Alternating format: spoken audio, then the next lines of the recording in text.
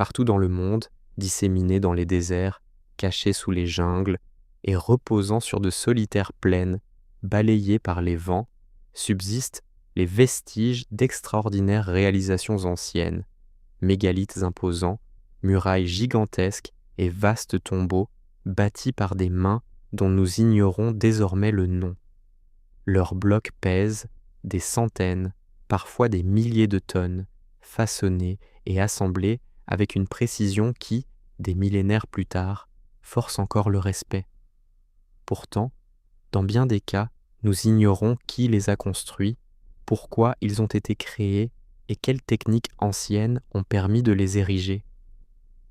Certains semblent avoir été édifiés bien avant les cultures auxquelles nous attribuons habituellement les grandes prouesses d'ingénierie, ce qui soulève des questions dérangeantes sur la chronologie conventionnelle.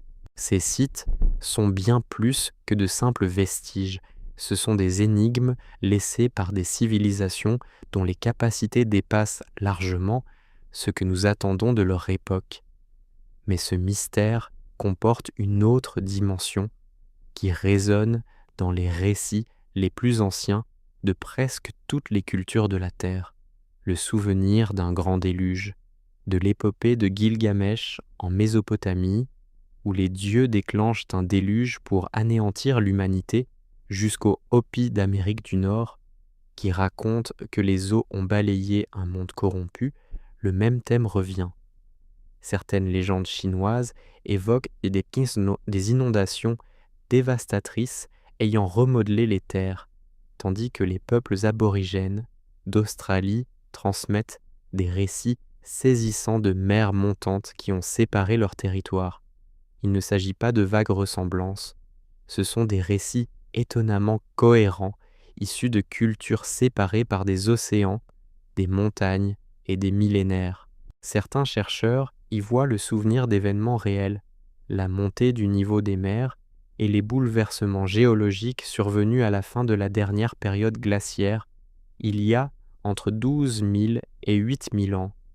D'autres soulignent que de nombreuses traditions, notamment le récit biblique, situent leur grand déluge bien plus tard, vers 2300 avant notre ère. Si cette datation tardive est correcte, elle suggère une catastrophe d'une ampleur telle qu'elle aurait pu effacer des civilisations entières, et peut-être ces civilisations étaient-elles plus liées entre elles que nous ne le pensons. Partout dans le monde, les mégalithes présentent d'étranges similitudes d'échelle, de style et de techniques de construction, malgré les immenses distances qui séparaient pour leurs bâtisseurs. Cela pourrait-il révéler l'existence passée d'une importante culture mondiale de bâtisseurs de mégalithes, presque entièrement effacés des archives par un déluge cataclysmique?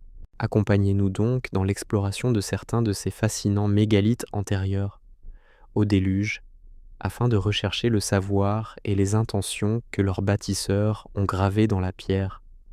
Comme toujours, dans nos vidéos, les images ne sont pas indispensables. Que vous regardiez attentivement ou que vous vous contentiez d'écouter, installez-vous confortablement et laissez le monde extérieur s'effacer un moment. Ensemble, nous examinerons la possibilité que les immenses murailles, monuments, tombeaux et sculptures découverts aujourd'hui soient des bien plus que des ruines. Ils pourraient être les derniers messages subsistants de sociétés avancées, emportés par un événement unique qui bouleversa le monde. Dans les collines paisibles et boisées du Japon se cachent 2 monuments anciens dont les origines demeurent aussi mystérieuses que leur apparence. Ces structures énigmatiques, Ishi no Hoden et Masuda no Iwafune, comptent parmi les plus fascinantes énigmes mégalithiques du Japon, contrairement à des monuments plus célèbres comme Stonehenge ou les pyramides d'Égypte. Ces remarquables pierres japonaises apparaissent rarement dans les documentaires ou les ouvrages historiques grand public, alors même que leur existence remet en cause les idées reçues sur les premières civilisations et leurs capacités technologiques. Commençons par l'envoûtant Ishi no Hoden, souvent surnommé la pierre flottante de la préfecture de Hyogo. Au premier regard, cet immense monolithe de granit capte immédiatement l'attention. Il semble défier la gravité elle-même. Suspendue au-dessus d'un petit bassin, la pierre donne l'illusion de flotter doucement au-dessus de sa base. Le monolithe mesure environ 6,4 mètres de long, 5,7 mètres de large et 5,45 mètres de haut, pour un poids estimé à près de 500 tonnes. Pour donner une idée de cette masse, cette seule pierre pèse à peu près autant que 3 avions gros porteurs. Pourtant, l'énorme bloc de granit paraît délicatement équilibré, soutenu uniquement par un petit pilier central, habilement dissimulé par l'eau environnante. À y regarder de plus près, la précision et le savoir-faire mis en œuvre deviennent encore plus déconcertants. Les surfaces d'Ishi-no-Hoden sont étonnamment lisses et présentent des angles nets et précis qui, de l'aveu même des tailleurs de pierre modernes, exigeraient des outils perfectionnés et une planification rigoureuse, y compris selon les normes actuelles. Les archéologues et les historiens peinent à expliquer de manière concluante comment des peuples anciens ont pu tailler et équilibrer une pierre aussi massive avec une technologie rudimentaire. En outre, aucun document historique ni objet archéologique n'indique clairement la véritable fonction du monument ou l'identité de ses bâtisseurs. Les légendes locales ne font qu'épaissir le mystère entourant Ishi-no-Hoden. Selon un folklore transmis depuis des générations, la pierre n'aurait pas été façonnée par des humains ordinaires. Les récits évoquent plutôt des êtres avancés ou des dieux descendus du ciel, qui auraient sculpté la pierre par des moyens surnaturels. Aussi fantastiques soient-ils, ces récits soulèvent une question fascinante. Ces mythes pourraient-ils contenir une part de vérité historique et témoigner d'un contact avec une civilisation avancée dont l'existence aurait depuis disparu de la mémoire collective? Non loin de là, un autre mégalithe ancien appelé Masuda no Iwafune, ou le navire de pierre de Masuda, se révèle tout aussi captivant et mystérieux.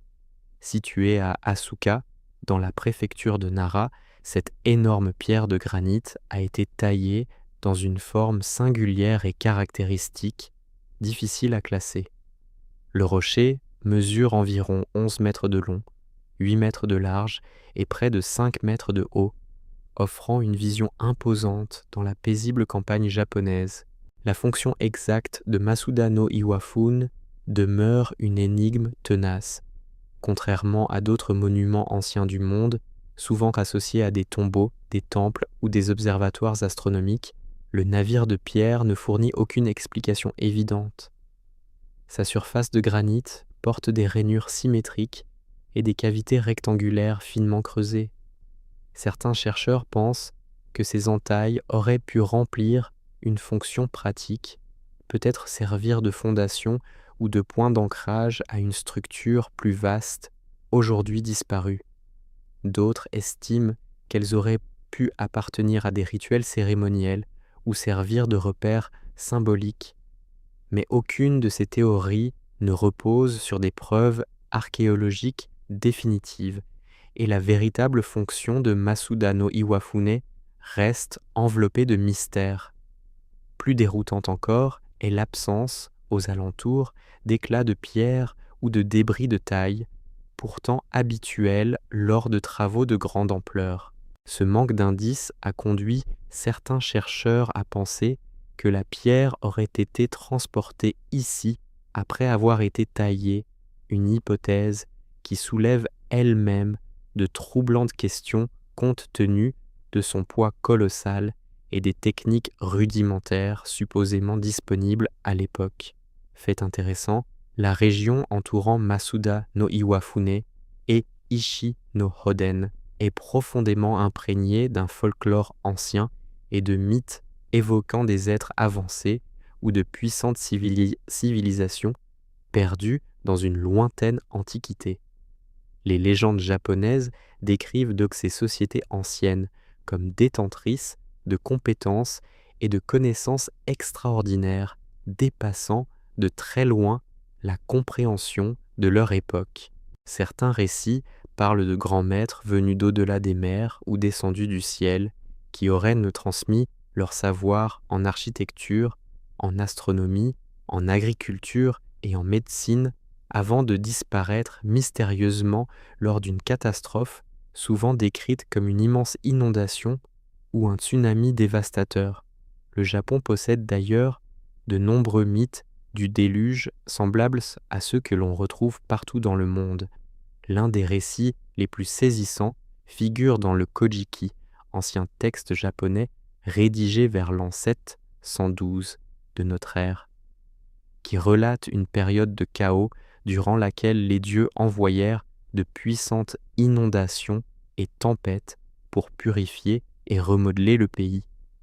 Ces récits présentent des parallèles frappants avec d'autres mythes du déluge à travers le monde, comme s'ils conservaient une mémoire commune de catastrophes planétaires.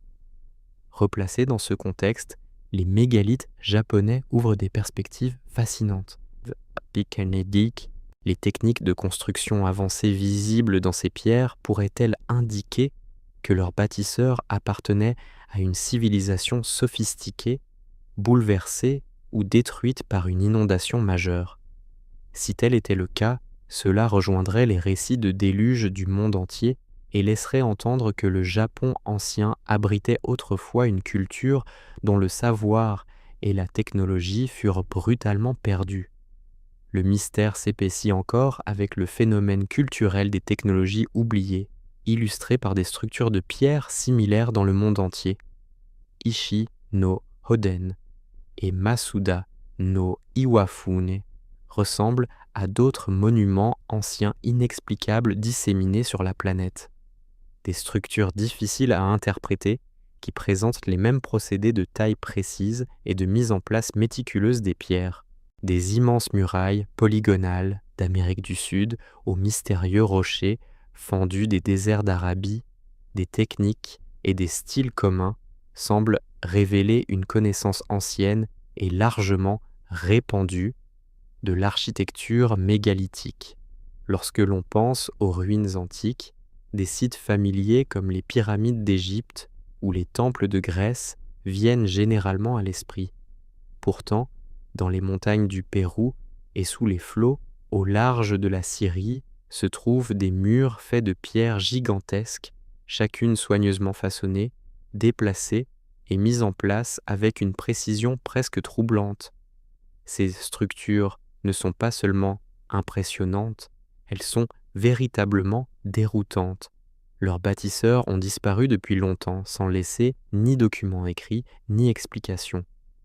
Aujourd'hui encore, les ingénieurs admirent leur savoir-faire et se demandent comment des mains anciennes ont pu accomplir de tels exploits.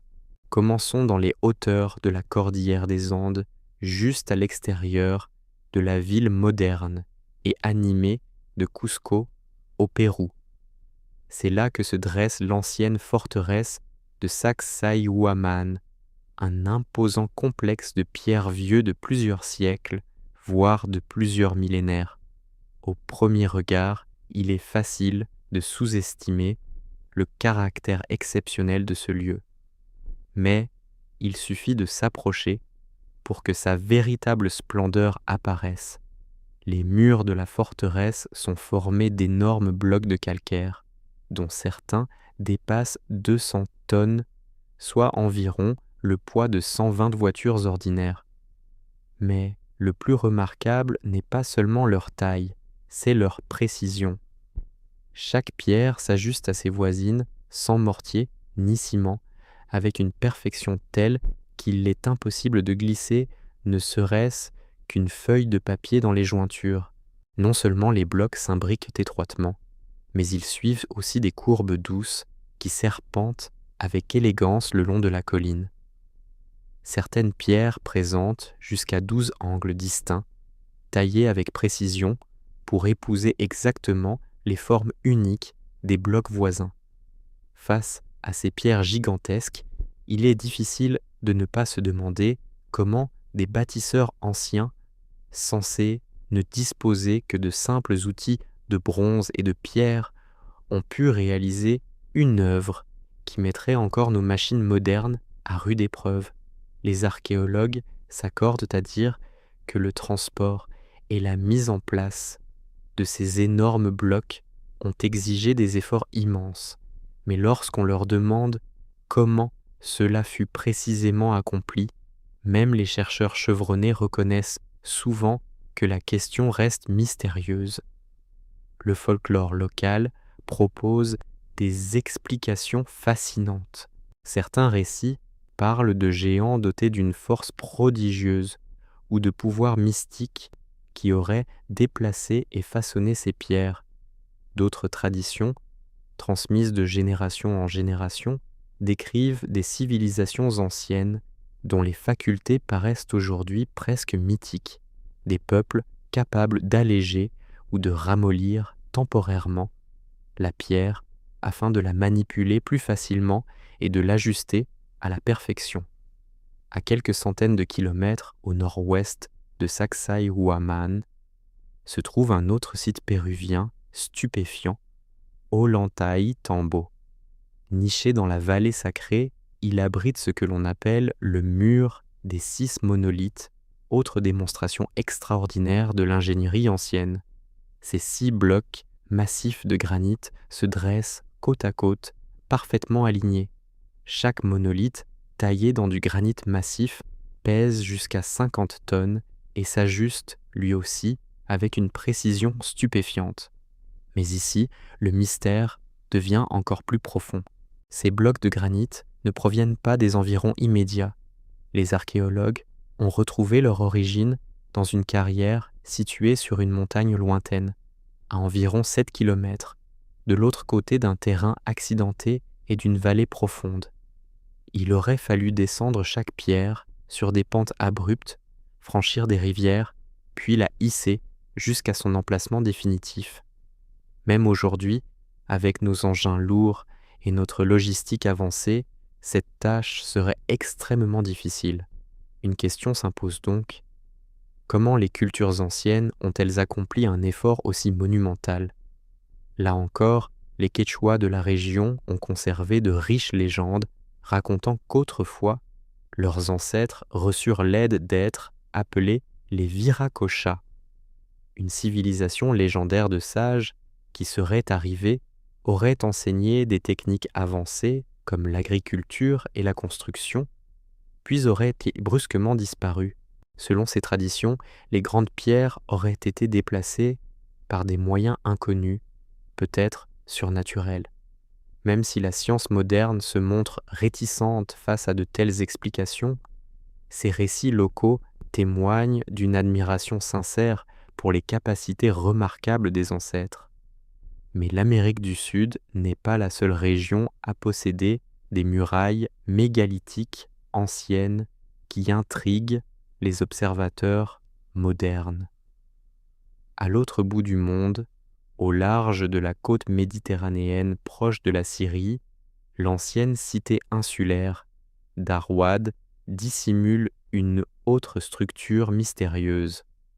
Considéré comme l'un des plus anciens établissements continuellement habités, Arwad remonte à l'époque phénicienne, il y a près de 4000 ans, voire davantage. Sous les eaux peu profondes entourant l'île repose une construction véritablement singulière. Un mur mégalithique partiellement submergé, composé d'énormes blocs de calcaire.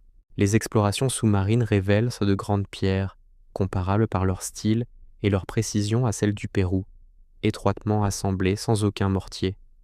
Le plus fascinant est que ce mur se trouve aujourd'hui sous l'eau, immergé à plusieurs mètres de profondeur dans la mer Méditerranée.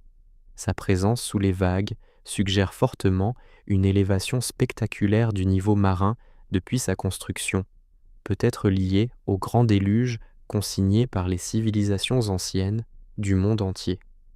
Les Phéniciens eux-mêmes, pourtant navigateurs et commerçants accomplis, ont laissé étonnamment peu d'explications directes au sujet de cette structure submergée. Cependant, les récits locaux, préservés à Harwad, évoquent vaguement d'anciennes civilisations prospères qui auraient soudain disparu après des inondations catastrophiques. Il est à la fois fascinant et quelque peu troublant d'imaginer un peuple ancien construire cet ouvrage hors de l'eau sans savoir quel bouleversement dramatique attendait d'eau sa cité. Bien que chacune de ces murailles, à Sacsayhuaman, Ollantaytambo et Harwad, soit impressionnante en elle-même, leurs ressemblances ne peuvent qu'éveiller la curiosité. Toutes utilisent d'énormes pierres taillées avec précision et assemblées sans mortier, témoignant d'une maîtrise approfondie de la géométrie, de la physique et de l'ingénierie. Tout aussi captivants sont les récits transmis par les cultures vivant autour de ces murs. Ils parlent invariablement de civilisations dont les compétences et les connaissances dépassaient largement les leurs et qui disparurent mystérieusement, souvent à la suite de catastrophes semblables à des déluges. Un autre élément mérite l'attention: les étranges gravures et motifs artistiques découverts sur de nombreux mégalithes ou dans leurs environs. À Ollantaytambo, par exemple, des pierres voisines portent des gravures complexes représentant des formes géométriques abstraites, des spirales et des figures stylisées.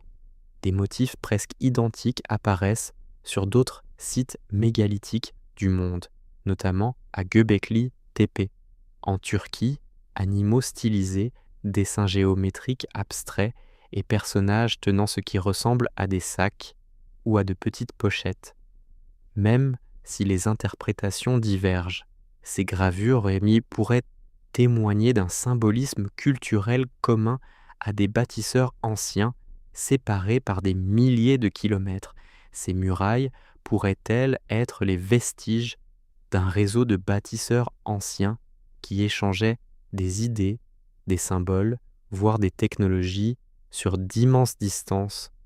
Même si les preuves directes d'une telle connexion mondiale restent introuvables, les ressemblances dans les techniques et les gravures symboliques ouvrent une possibilité fascinante. Elles suggèrent que les peuples anciens, peut-être bien plus liés qu'on ne l'imagine traditionnellement, échangeaient non seulement des marchandises, mais aussi des idées et des savoir-faire, laissant derrière eux des structures énigmatiques dont la fonction et l'origine nous échappent encore. Il convient également d'examiner les alignements astronomiques précis observés sur ces sites.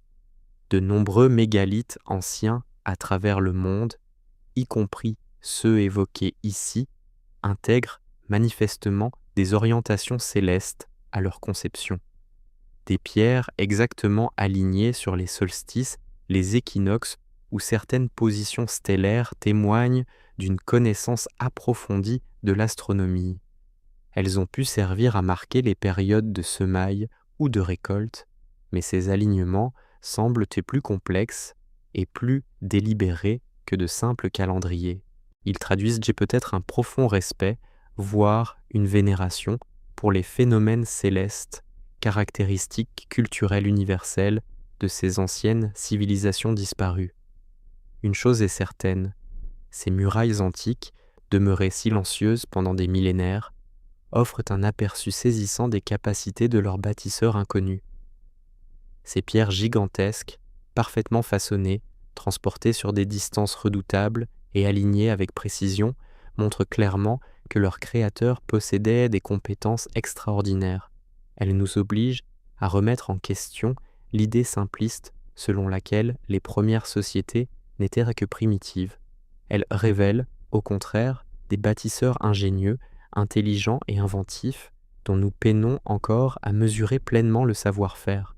En parcourant les blocs immenses de sites comme Sacsayhuaman ou en contemplant les eaux autour d'Harwad, on se trouve face à l'héritage matériel de peuples qui maîtrisaient la pierre comme peu d'autres après eux.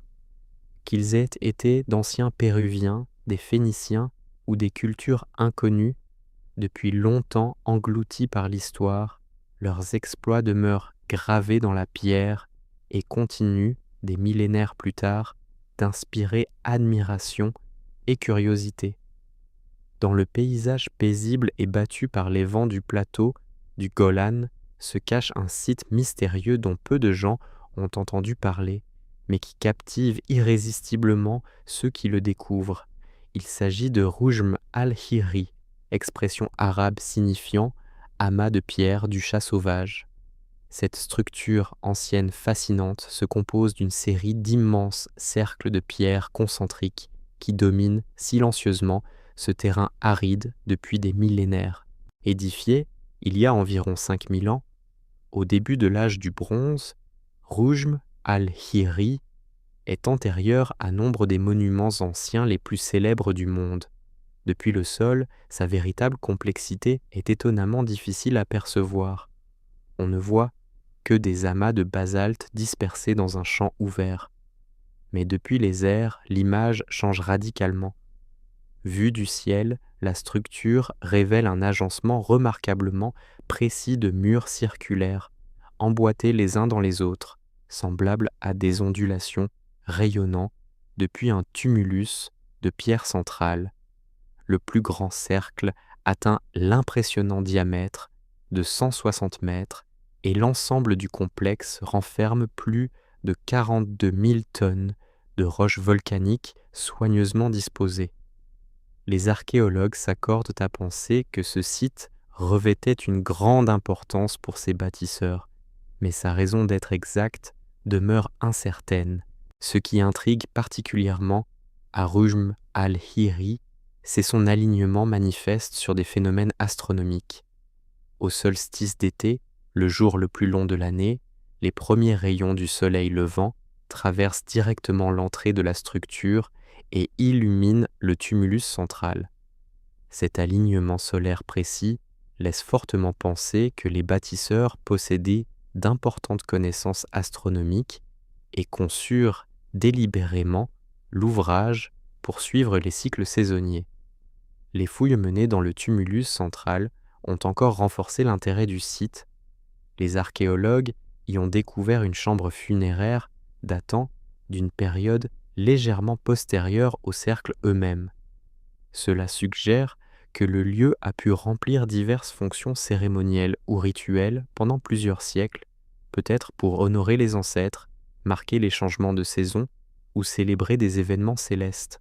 Cependant, aucune explication définitive ne permet de déterminer sa fonction originelle, et les archéologues, comme les historiens, restent y confrontés à davantage de questions que de réponses. Le folklore local enrichit encore le mystère de Roujm al-Hiri. Dans les communautés voisines, notamment chez les Druzes de la région, les légendes évoquent avec force des géants qui auraient autrefois parcouru ces terres. Selon ces traditions, ces êtres immenses bâtissaient sans effort des monuments en une seule nuit, transportant d'énormes pierres à main nue. De tels récits peuvent aujourd'hui paraître exagérés. Pourtant, ils font étrangement écho à des mythes présents dans le monde entier, depuis les géants auxquels on attribue Stonehenge en Angleterre jusqu'à ceux qui auraient dressé les mégalithes de l'ancienne Arménie.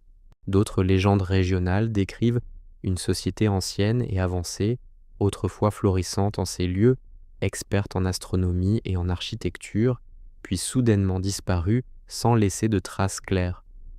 Ces histoires offrent un aperçu fascinant de la manière dont les peuples de l'Antiquité interprétaient les structures mystérieuses abandonnées par des sociétés plus anciennes et oubliées.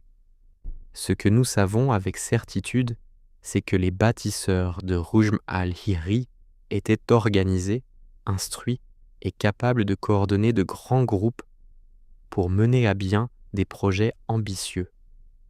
Ils planifièrent soigneusement la position de chaque pierre et alignèrent précisément leur construction sur des phénomènes célestes. Aujourd'hui encore, au milieu de ces cercles concentriques, sous l'immensité du ciel, les visiteurs ressentent quelque chose de particulier, un lien ancien entre l'humanité, les rythmes de la nature et le cosmos. Bien que largement négligé par l'archéologie populaire, Rujm al-Hiri continue d'éveiller curiosité et fascination sur le plateau du Golan, qu'il ait été construit par d'anciens astronomes, une culture oubliée où les géants de la légende, ce remarquable complexe de pierres, invite silencieusement chaque visiteur à contempler les mystères de notre passé commun. Depuis les mystérieux cercles de pierre du plateau du Golan, notre voyage nous conduit maintenant dans les déserts brûlants d'Arabie Saoudite, un paysage d'une beauté austère, chargé de secrets anciens.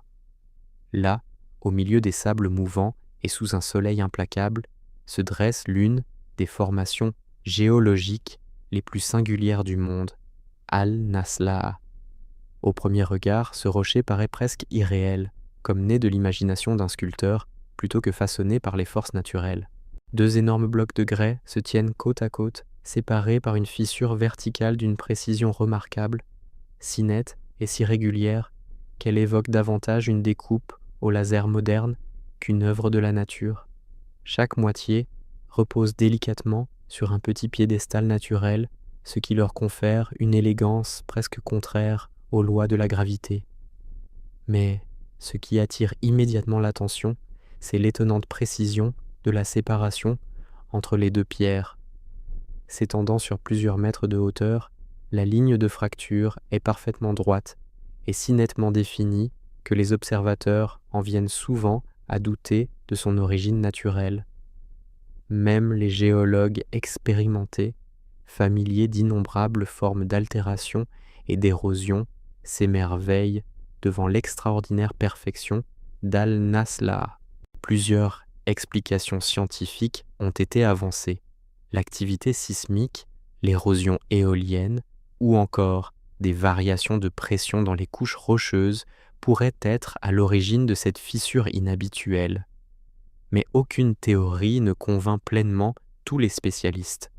La régularité et la symétrie de la séparation paraissent simplement trop parfaites pour être attribuées sans réserve à la seule nature, laissant place à des hypothèses intrigantes. Le mystère s'épaissit encore avec les remarquables pétroglyphes gravés sur le grès d'Al-Nasla'a, qui aurait dit plusieurs milliers d'années. Ces gravures anciennes représentent divers animaux, des personnages et des formes abstraites, offrant un aperçu précieux des premiers habitants humains de la région. Mais quel lien, s'il en existe un, unit ces gravures à l'énigmatique fissure? Les auteurs de ces pétroglyphes pourraient-ils aussi être responsables de cette remarquable anomalie géologique, ou du moins avoir été inspirés par elle? En raison de cette précision extraordinaire, certains chercheurs supposent que des peuples anciens, dotés de connaissances ou d'outils avancés, auraient pu créer volontairement la fente. Une telle hypothèse soulève naturellement la question des technologies dont ils auraient disposé. Selon l'histoire conventionnelle, les sociétés qui vivaient dans cette région désertique, il y a plusieurs millénaires, ne possédaient que des outils élémentaires, ciseaux de pierre ou de bronze, marteau et levier simple. Pourtant, même aujourd'hui, découper un rocher de cette taille avec une ligne aussi précise serait un travail difficile et considérable. Une civilisation ancienne aurait-elle pu connaître des méthodes bien plus avancées que ne l'admet l'histoire traditionnelle? Aucun document historique direct ne permet de répondre clairement. Le folklore arabe local fournit toutefois quelques indices fascinants. Les légendes régionales parlent de tribus anciennes, capables de maîtriser la pierre et de façonner la roche sans effort grâce à des outils étranges et inconnus. Ces histoires mêlent souvent des éléments mythiques et décrivent des êtres dotés de pouvoirs singuliers, capables de modifier la consistance de la pierre pour la rendre molle ou facilement malléable. À Al-Nasla'a, les scientifiques continuent de débattre et d'étudier les origines de la formation. Certains géologues pensent qu'une activité sismique ancienne aurait créé des fractures de contraintes finissant par fendre le rocher avec cette netteté. D'autres invoquent une activité volcanique passée. Des eaux souterraines chauffées auraient fragilisé certaines couches minérales du grès et produit la fissure précise visible aujourd'hui. Aucun de ces scénarios ne convainc entièrement les sceptiques, ce qui laisse place à d'autres interprétations.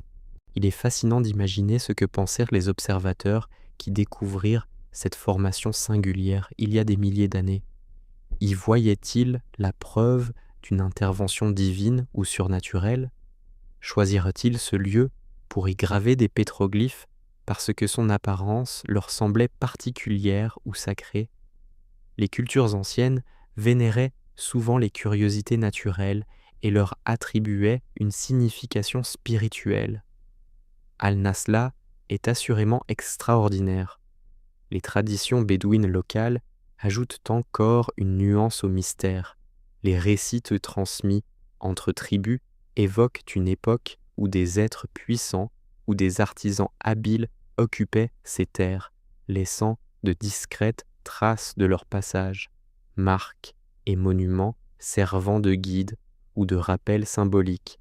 Les pierres parfaitement fendues d'Al-Nasla'a pourraient-elles constituer l'un de ces monuments intentionnels dont le sens et le message se seraient même perdus? Quelle que soit sa véritable origine, entièrement naturelle, humaine ou située entre les deux, la formation rocheuse d'Al-Nasla'a continue aujourd'hui de captiver et de déconcerter ses visiteurs. Touristes, historiens et scientifiques traversent tout le désert impitoyable pour observer de près cette curiosité géologique déroutante, son apparence singulière, presque artistique, et les questions sans réponse entourant sa création en font un sujet privilégié de spéculation et d'émerveillement. Peut-être de nouvelles découvertes ou des analyses scientifiques plus poussées permettront-elles un jour d'expliquer exactement comment cette formation énigmatique est apparue. D'ici là, Al-Nasla'a demeure silencieuse sous le soleil du désert, énigme de pierre invitant tous ceux qui la contemplent à méditer sur ses mystères, à interroger ses origines et à imaginer les récits inconnus gravés au plus profond de sa face parfaitement fendue. Notre voyage nous conduit maintenant en Égypte, célèbre pour ses merveilles antiques, mais qui abrite aussi des sites moins connus et tout aussi captivants. Derrière le temple de Séti Ier à Abydos se dissimule une structure souterraine appelée l'Osiraion, complexe énigmatique que beaucoup jugent antérieur aux plus anciennes dynasties égyptiennes. Au premier regard, l'Osiraion ne ressemble en rien à l'architecture égyptienne traditionnelle. Partiellement enfoui, ce complexe ancien semble davantage appartenir à une civilisation perdue qu'aux abords d'un temple bien documenté. Descendre dans l'Osiraion donne l'impression de remonter vers une époque différente, plus ancienne encore que les pyramides ou le grand sphinx. L'Osiraion se compose d'une série de piliers massifs en granit, disposés avec précision autour d'un îlot central et formant une chambre symétrique partiellement immergée dans les eaux souterraines. Chacun de ces piliers colossaux pèse environ 100 tonnes et fut façonné puis installé avec une précision stupéfiante. Contrairement aux hiéroglyphes complexes et aux sculptures détaillées qui ornent la plupart des temples égyptiens, les surfaces sont ici lisses, simples et remarquablement austères. La maçonnerie témoigne d'un savoir-faire exceptionnel, arêtes parfaitement droites, angles nets et jointures impeccables, le tout sans mortier, à la manière des murailles mégalithiques du lointain Pérou ou de la Méditerranée. Ce style architectural se distingue nettement des méthodes traditionnelles de l'Égypte ancienne. Les temples égyptiens, comme celui de Séti tout proche, comportent généralement des inscriptions richement ornées, des fresques colorées et des reliefs élaborés. L'Osiraion ne présente rien de cette splendeur décorative. il dégage au contraire une sophistication minimaliste, presque moderne par sa simplicité. Cette différence radicale a conduit certains chercheurs à se demander si l'Osiraion était réellement égyptien ou s'il avait été hérité d'une civilisation bien plus ancienne. Les documents historiques et les données archéologiques ne permettent pas de dater l'Osiraion avec certitude. Les égyptologues traditionnels l'attribuent au pharaon Séti Ier, qui régna approximativement de 1290 à 1279 avant notre ère. Les preuves restent toutefois ambiguës et de nombreux chercheurs estiment que la structure pourrait être antérieure de plusieurs millénaires. Ils invoquent sa conception unique, ses méthodes de construction et les importantes traces d'érosion par l'eau visibles sur les surfaces de pierre. Ces marques d'érosion, particulièrement relevées par les historiens alternatifs, ressemblent à celles observées sur le corps du grand sphinx de Gizeh. Elles pourraient témoigner d'inondations majeures ou de longues périodes de fortes pluies dans des conditions bien antérieures aux dynasties officiellement reconnues. Cette observation ouvre des perspectives fascinantes sur le climat et l'environnement de la région plusieurs millénaires avant l'émergence, selon l'histoire conventionnelle, d'une grande civilisation égyptienne. La mythologie égyptienne ajoute une nouvelle dimension au mystère de l'Osiraion.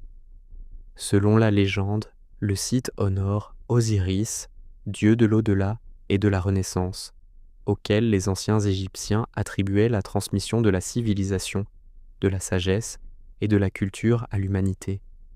Les traditions locales affirment que l'Osiraion fut délibérément construit pour symboliser le tombeau d'Osiris, reliant étroitement l'édifice aux anciens mythes d'un âge d'or où dieux et demi-dieux côtoyaient directement les humains. Les Égyptiens eux-mêmes soutenaient régulièrement que nombre de leurs lieux sacrés, en particulier ceux associés à Osiris, n'étaient pas leur propre création. Ils disaient avoir hérité de temples et de structures sacrées appartenant à une culture beaucoup plus ancienne, décrite comme hautement avancée et directement liée aux êtres divins ou aux dieux. Ces légendes mentionnent les Shemsu Hor ou compagnons d'Horus, souverains semi-divins qui auraient gouverné l'Égypte bien avant le commencement de son histoire écrite. Les textes anciens attribuent au Shemsu Hor l'établissement de traditions culturelles avancées, d'une architecture monumentale et de croyances spirituelles complexes. L'Osiraion pourrait-il être l'une de ces constructions légendaires reçues en héritage? Son architecture correspond en effet aux descriptions que les Égyptiens donnaient de ces édifices divins plus anciens. Dimensions gigantesques, exécution précise et méthodes de construction sans équivalent dans les périodes dynastiques reconnues. Cela soulève des questions passionnantes sur la chronologie de l'Égypte et sur la véritable origine de ces premiers monuments. Le mystère s'approfondit encore lorsque les chercheurs relèvent que l'Osiraion partage des caractéristiques architecturales et des techniques sophistiquées avec d'autres sites anciens énigmatiques du monde, notamment Sacsayhuaman au Pérou ou Göbekli Tepe en Turquie. De telles ressemblances pourraient les signaler l'existence, dans un passé lointain, de connaissances ou de méthodes communes antérieures à l'histoire établie de ces cultures distinctes. Pourtant, malgré l'intérêt archéologique intense et les recherches modernes, l'Osiraion demeure une énigme irrésolue. L'eau envahit continuellement ses chambres, limitant les fouilles et les études approfondies, tandis que ses secrets restent préservés sous un bassin peu profond présent depuis l'Antiquité. Aujourd'hui encore, les visiteurs s'émerveillent devant son élégance austère et sa présence imposante, qui captive l'imagination sans dévoiler ses véritables origines. Près d'Abydos, guides et historiens parlent souvent de l'Osiraion avec un mélange de respect et de curiosité, rapportant des récits transmis depuis des générations qui évoquent des civilisations perdues et des êtres divins ayant autrefois marché aux côtés des humains. Même dans l'Égypte moderne, ces légendes continuent de résonner, moins comme des mythes fantaisistes que comme les échos d'une lointaine réalité préservée par la tradition orale. L'identité des bâtisseurs de l'Osir-Rayon demeure inconnue, mais sa seule présence remet en question notre compréhension de l'histoire de l'Égypte ancienne. À mesure que les archéologues poursuivent leurs explorations, de futures découvertes sous les sables et les eaux d'Abydos fourniront peut-être enfin des indices décisifs sur l'âge et l'origine véritable de cette structure fascinante. À présent, laissant derrière nous les paysages brûlés de soleil de l'Égypte, nous traversons la Méditerranée vers le nord-ouest jusqu'à la péninsule ibérique et un paisible recoin du sud de l'Espagne. Près de la ville de Trigueros, entre champs tranquilles et collines ondoyantes, se trouve une remarquable structure ancienne appelée le dolmen de Soto. Ce monument discret mais saisissant constitue une nouvelle pièce du vaste puzzle des bâtisseurs mégalithiques dont les créations continuent de fasciner archéologues et visiteurs. Construit il y a environ 5000 ans, le dolmen de Soto est l'une des plus vastes et des plus importantes sépultures mégalithiques d'Espagne. De l'extérieur, il paraît trompeusement simple, un grand tertre recouvrant un passage bordé de pierres. Mais à l'intérieur se révèle un univers extraordinaire. Long de près de 20 et 1 mètre, le couloir entraîne les visiteurs au cœur d'une chambre mystérieuse formée d'immenses pierres dressées. Chaque dalle fut soigneusement choisie et placée avec intention, certaines pesant plusieurs tonnes, ce qui montre immédiatement qu'il ne s'agissait pas d'une construction ordinaire. Mais la véritable merveille du dolmen de Soto réside dans les gravures qui décorent ces parois de pierre. En avançant lentement dans la pénombre, les visiteurs découvrent des motifs complexes, des spirales, des dessins abstraits et des silhouettes stylisées directement incisées dans la roche. Ces symboles paraissent étonnamment cohérents et intentionnels, même si leur signification précise nous échappe. S'agit-il de simples décorations, de références symboliques à des phénomènes célestes, ou peut-être de cartes anciennes indiquant des lieux sacrés voisins?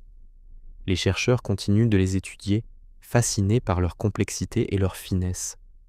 L'un des aspects les plus remarquables du dolmen de Soto est son alignement astronomique délibéré. Les archéologues ont constaté que son entrée est orientée exactement vers l'est. Chaque année, aux équinoxes, les 2 journées où la durée du jour égale celle de la nuit, les rayons du soleil levant pénètrent profondément dans le passage du dolmen et illuminent la chambre intérieure ainsi que ses gravures anciennes. Ce phénomène indique fortement que les bâtisseurs possédaient d'importantes connaissances astronomiques et orientèrent soigneusement leur ouvrage sur des moments précis du calendrier solaire. La sophistication nécessaire pour obtenir de tels alignements il y a 5000 ans ne doit pas être sous-estimée. Elle suppose une planification rigoureuse, une observation attentive et une profonde importance culturelle accordée aux phénomènes solaires. La fonction exacte de cet alignement reste incertaine, mais de nombreux spécialistes pensent qu'il servait à des rites ou à des cérémonies marquant les saisons, les cycles agricoles ou le lien entre les vivants et leurs ancêtres à certaines périodes de l'année. Quittant la douceur du sud de l'Espagne, nous remontons maintenant vers le nord, au-dessus de paysages verdoyants et par-delà les eaux, jusqu'aux prairies émeraudes de l'Irlande. Là, dans la paisible vallée de la Boyne, se trouve une autre merveille antique, le tombeau de Newgrange. Construit vers 3200 avant notre ère, il est plus ancien que Stonehenge et même que la grande pyramide de Gizeh, offrant un nouvel aperçu des capacités sophistiquées des bâtisseurs anciens. Au premier regard, Newgrange ressemble à un vaste tertre circulaire recouvert d'herbe, mais à mesure que l'on s'en approche, sa véritable complexité se révèle. Entourée d'énormes pierres dressées, sa façade extérieure présente un remarquable mur de quartz blanc, restauré à l'époque moderne pour reproduire son apparence originelle, tandis que de grands blocs arrondis de granit décorent le pourtour. Le tombeau dépasse 80 mètres de diamètre et atteint environ 13 mètres de haut, dominant la campagne irlandaise. Mais la partie la plus captivante de Newgrange se trouve à l'intérieur. Les visiteurs empruntent un étroit passage bordé de pierres et s'avancent sur près de 19 mètres jusqu'au cœur du tombeau. Au bout du couloir se trouve une chambre en forme de croix dotée de 3 alcôves qui auraient abrité des restes humains ou des objets cérémoniels. Mais ce sont les splendides gravures couvrant les pierres intérieures qui captent immédiatement le regard. Spirales, cercles, lignes en zigzag et motifs géométriques abstraits ornent presque toutes les surfaces profondément taillées dans les dalles massives. Ces motifs ressemblent remarquablement à ceux de sites lointains comme le dolmen de Soto, laissant entrevoir des liens culturels sur plusieurs milliers de kilomètres et plusieurs siècles. Comme au dolmen de Soto, l'une des caractéristiques les plus étonnantes de Newgrange est son alignement astronomique précis. Chaque année, au solstice d'hiver, le jour le plus court et la nuit la plus longue, un phénomène véritablement magique se produit. Au lever du soleil, un mince rayon lumineux pénètre par une ouverture située au-dessus de l'entrée, appelée boîte de toit, soigneusement aménagée par les bâtisseurs anciens. Le faisceau progresse lentement, dans le passage, atteint la chambre intérieure et l'illumine vivement pendant un instant, bref mais spectaculaire. Le reste de l'année, l'intérieur demeure obscur et n'est jamais touché directement par le soleil. Cet alignement précis ne doit rien au hasard.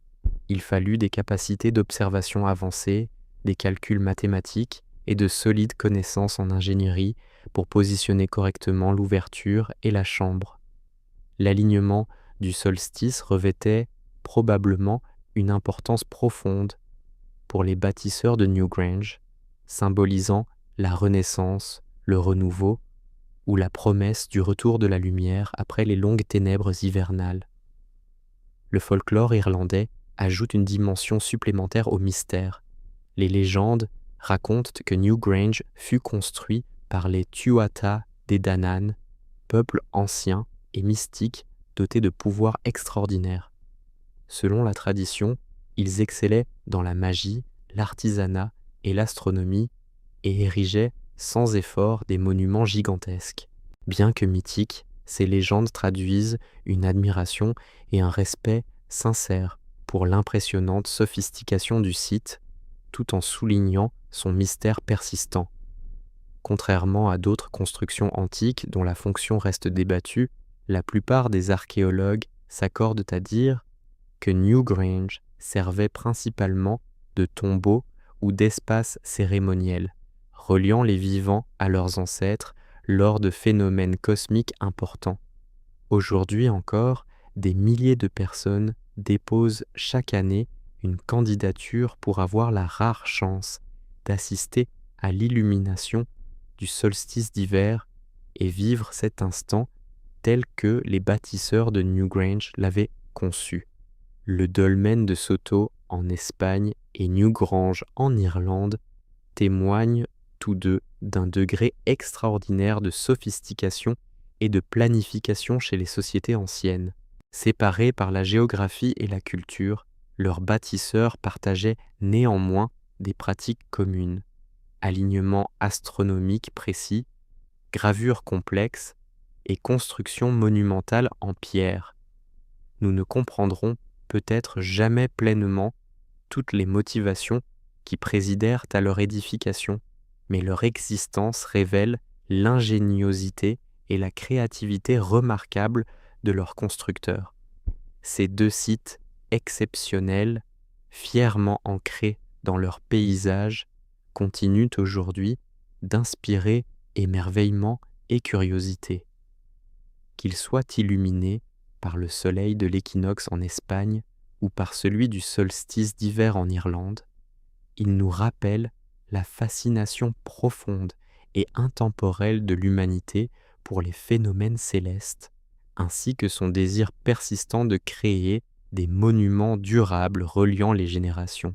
Depuis les collines doucement ondulées qui entourent Newgrange en Irlande, nous nous dirigeons maintenant vers le sud-est, à travers l'Europe et jusqu'aux paysages accidentés du Liban, vers un site qui fascine les visiteurs depuis des millénaires, Baalbek. Au cœur de la plaine de la Bekaa se dresse un vaste complexe romain vieux d'environ 2000 ans, comprenant le temple de Jupiter, le temple de Bacchus et le temple de Vénus, tous impressionnants à leur manière. Mais sous ces édifices romains repose une fondation de blocs de pierre gigantesques, si énormes et si précisément disposés qu'ils éclipsent même les prouesses de l'ingénierie romaine. Cette fondation est aujourd'hui connue sous le nom de Triliton. 3 immenses blocs de calcaire pesant chacun environ 800 tonnes. Pour se représenter une telle masse, chaque pierre équivaut approximativement à 2 avions gros porteurs entièrement chargés. Plus étonnant encore, ces pierres ne furent pas simplement poussées à leur emplacement, elles furent soigneusement taillées, façonnées, transportées et posées avec précision. Les bords de ces blocs colossaux s'emboîtent si exactement qu'aucun mortier ni liant ne fut nécessaire. Des millénaires plus tard, il demeure impossible de glisser une simple feuille de papier dans les jointures. Et si les blocs du Triliton sont déjà impressionnants, Baalbek possède aussi la pierre de la femme enceinte, toujours couchée dans une carrière voisine. Cette pierre pèse l'incroyable masse de 1000 tonnes, ce qui en fait l'un des plus grands monolithes jamais taillés par des mains humaines. Imaginez seulement comment ce bloc immense devait être déplacé, sans même parler de son installation dans une structure, suffit à dérouter les ingénieurs modernes. Même aujourd'hui, avec nos grues les plus puissantes et nos équipements de transport les plus perfectionnés, manœuvrer et mettre en place des pierres d'une telle ampleur serait extrêmement difficile. Une énigme fascinante se pose donc. Comment des peuples anciens, qui ne disposaient selon nous que d'outils élémentaires et de machines simples, ont-ils pu accomplir cette tâche monumentale? Les pierres de Baalbek ne furent pas seulement traînées sur de courtes distances.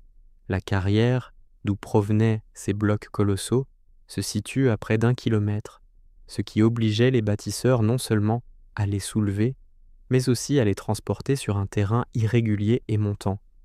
Historiens et archéologues ont proposé diverses théories au fil des décennies. Certains imaginent des systèmes complexes de rouleaux, de cordes et de rampes, mobilisant des milliers d'ouvriers pour déplacer lentement les pierres. D'autres estiment que de telles méthodes sont physiquement irréalisables compte tenu de leur taille et de leur poids. Les expériences modernes, utilisant des outils anciens, peinent à reproduire ne serait-ce qu'une fraction du déplacement nécessaire, se heurtant souvent aux problèmes de friction, de terrain et de main-d'œuvre.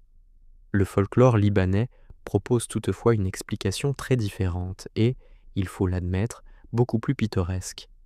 Des récits, transmis depuis des générations, racontent que des êtres gigantesques parcouraient autrefois cette vallée, dotés d'une force immense et de pouvoirs extraordinaires. Selon la légende, ces géants soulevaient aisément d'énormes pierres et les plaçaient sans effort dans les fondations et les murs des temples, comme un enfant empilerait des cubes. Les histoires de géants peuvent aujourd'hui sembler fantastiques, mais les peuples anciens les considéraient sincèrement comme des vérités historiques. De nombreuses cultures du monde attribuent d'ailleurs la construction de sites monumentaux à des géants ou à de grands êtres humanoïdes. Au Liban, les récits locaux décrivent précisément ces êtres immenses comme des ancêtres semi-divins ou de grands héros capables de modeler le paysage avec facilité, laissant les traces de leur force dans des ouvrages comme Baalbek. Au-delà du folklore, les textes historiques apportent eux aussi des éléments fascinants. Les auteurs grecs et romains qui visitèrent la région il y a des millénaires consignèrent leur stupeur devant les pierres colossales de Baalbek. Au 1er siècle de notre ère, l'historien romain Pline l'Ancien s'émerveillait devant les fondations des temples et les attribuait à des peuples anciens inconnus ou à des personnages mythiques d'un passé lointain. Il convient de rappeler que, malgré leur maîtrise de l'ingénierie, les architectes romains utilisèrent généralement des pierres et des briques plus petites, assemblées avec du mortier et du béton. Les blocs massifs de Baalbek sont manifestement antérieurs aux Romains. À leur arrivée, ceux-ci construisirent sur ces fondations préexistantes, reconnaissant apparemment leur solidité et leur stabilité. Pourtant, les Romains ne laissèrent aucun document expliquant clairement qui avait édifié l'immense plateforme mégalithique sous leur temple.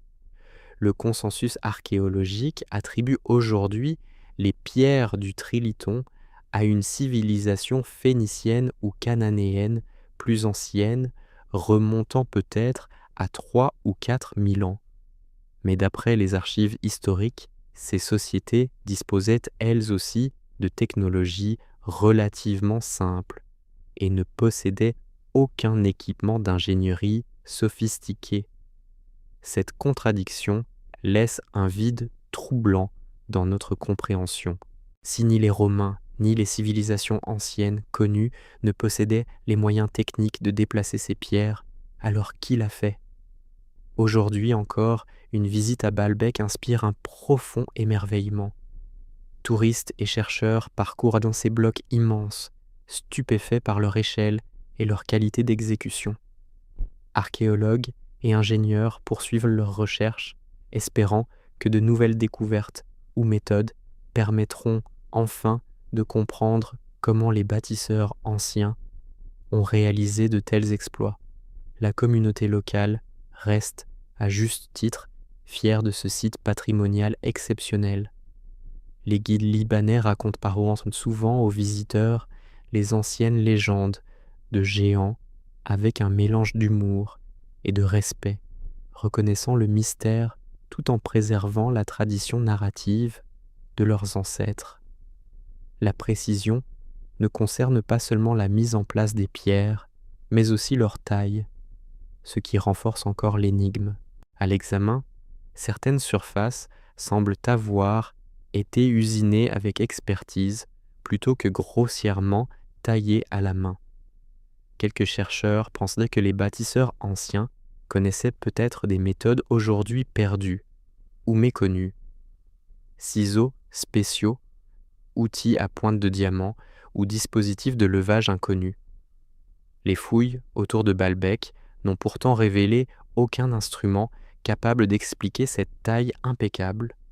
Une chose reste indéniable. Les bâtisseurs des fondations de Baalbek possédaient une connaissance profonde du travail de la pierre et des capacités d'organisation exceptionnelles. Planifier, façonner, déplacer, puis installer avec précision, chaque bloc massif exigeait des équipes parfaitement coordonnées, une maîtrise experte de la physique et de l'ingénierie et, si l'on accorde un instant quelques crédits aux légendes locales, peut-être même une force physique hors du commun. L'échelle gigantesque, la précision technique et le mystère persistant des pierres de Baalbek continuent de captiver l'imagination. Elles constituent un témoignage tangible de l'ambition, du talent et de la détermination des humains, ou peut-être d'êtres surhumains. Qu'elle soit le fruit du génie d'ingénieurs anciens ou de géants mythiques, la fondation mégalithique de Baalbek demeure l'un des monuments les plus énigmatiques au monde, défiant silencieusement les visiteurs d'en percer les secrets. Laissant derrière nous les pierres colossales de Baalbek, nous traversons maintenant l'Atlantique jusqu'au cœur de l'Amérique du Nord. Loin des pyramides emblématiques d'Égypte et des temples antiques de Grèce se trouvent des terrassements monumentaux tout aussi fascinants, mais entièrement composés de terre et d'argile plutôt que de pierre. Ces créations remarquables des anciens peuples nord-américains sont généralement appelées tertres de terre, des structures massives dont la taille, les formes complexes et les alignements astronomiques continuent d'étonner les archéologues. L'un des terrassements les plus extraordinaires d'Amérique du Nord est le célèbre tertre du Serpent, dans l'Ohio. Long de plus de 400 mètres, cet immense tertre figuratif serpente avec grâce sur une colline en pente douce. Il représente un serpent aux mâchoires ouvertes, semblant avaler une forme ovale, souvent interprétée comme le soleil, un œuf ou un symbole de renouveau et de renaissance. Façonné par un modelage minutieux de terre et d'argile, le tertre du serpent demeure l'un des plus grands tertres figuratifs du monde, remarquable à la fois par son échelle et sa précision. Ce qui le rend particulièrement fascinant n'est pas seulement sa taille gigantesque ou son apparence spectaculaire, mais aussi ses alignements astronomiques précis. Les archéologues qui l'ont étudié en détail ont observé que ces courbes correspondent parfaitement à d'importants phénomènes solaires et lunaires. La tête du serpent pointe par exemple directement vers le coucher du soleil au solstice d'été, tandis que ses anneaux s'alignent avec précision sur les équinoxes et les phases de la lune. Une telle exactitude révèle, chez ces bâtisseurs, une connaissance astronomique exceptionnelle, fondée sur de longues périodes d'observation et d'enregistrement des mouvements célestes. Le tertre du serpent est toutefois loin d'être le seul terrassement ancien de ce type.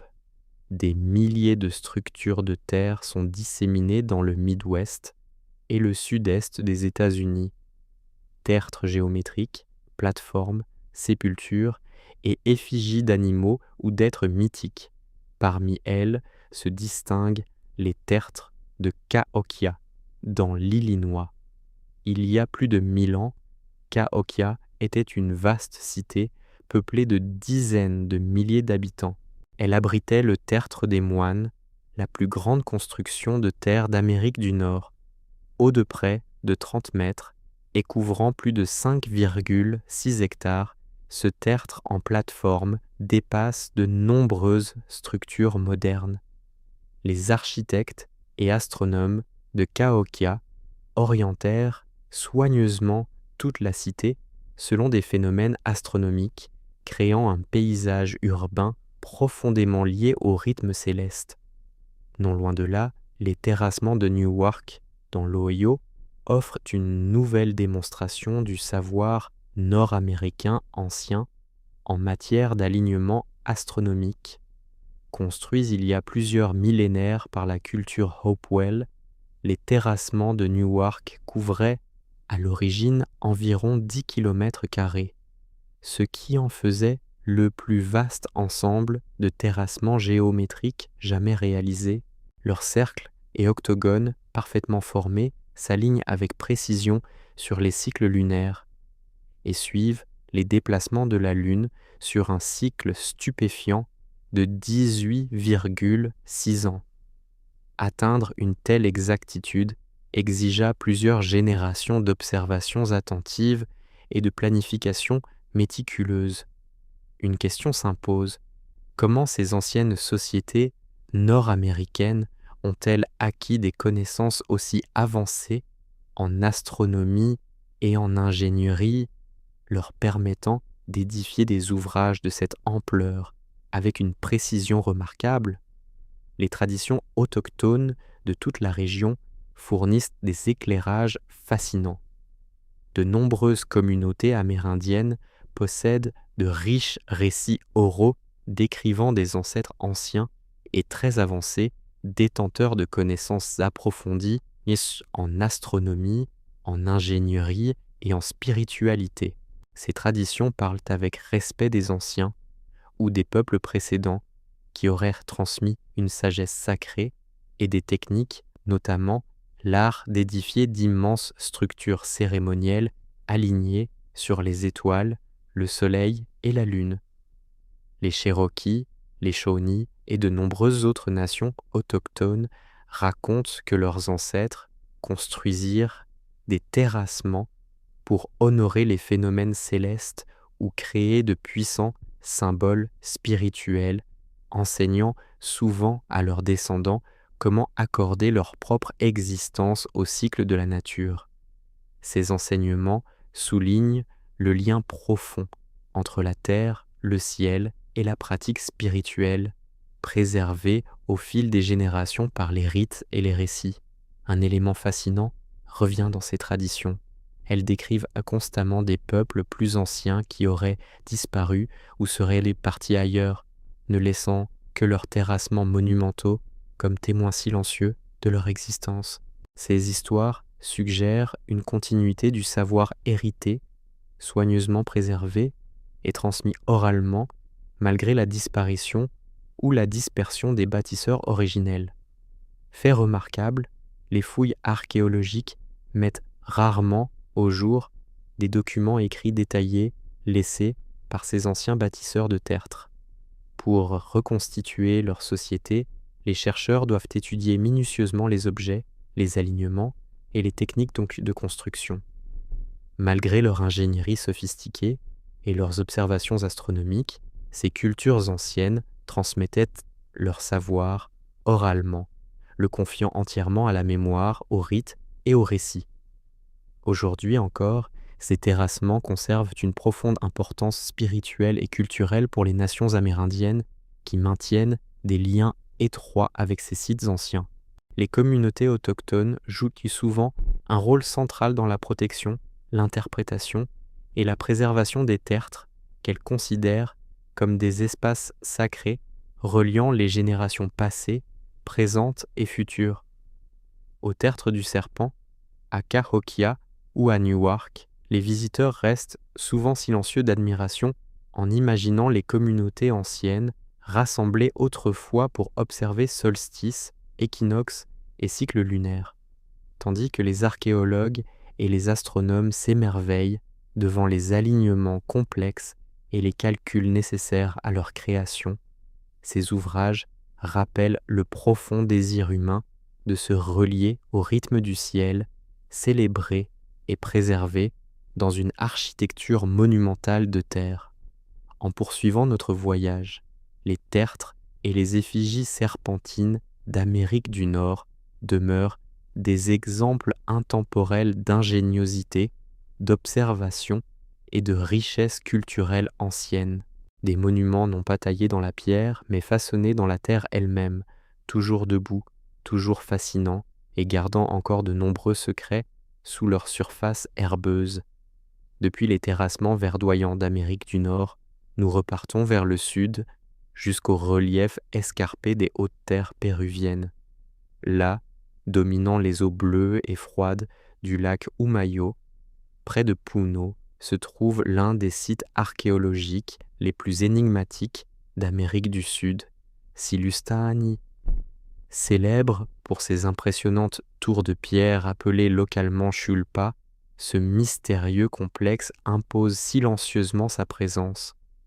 Dressés au-dessus du paysage balayé par les vents, les chulpas sont de hautes tours cylindriques bâties avec d'énormes pierres finement taillées.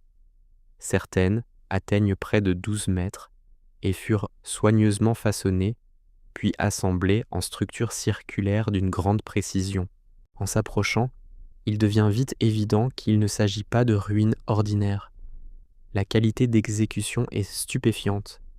Parfaitement lisses et habilement façonnées, les pierres s'ajustent étroitement, sans mortier, comme sur d'autres sites antiques énigmatiques tels que Sacsayhuaman ou Ollantaytambo.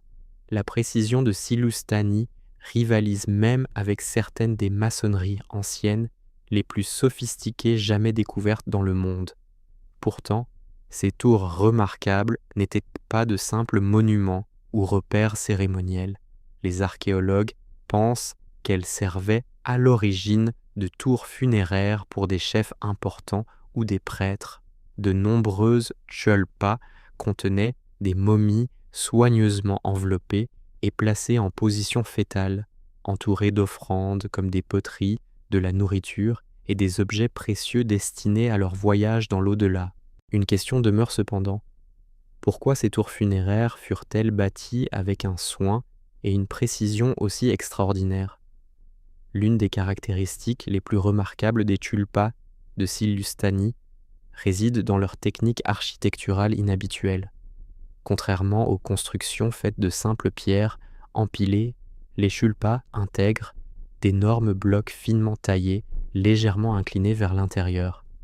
Ce rétrécissement volontaire leur conférait une stabilité exceptionnelle et leur permit de résister pendant des siècles aux séismes et aux intempéries, preuve de la maîtrise approfondie de l'ingénierie par leurs bâtisseurs.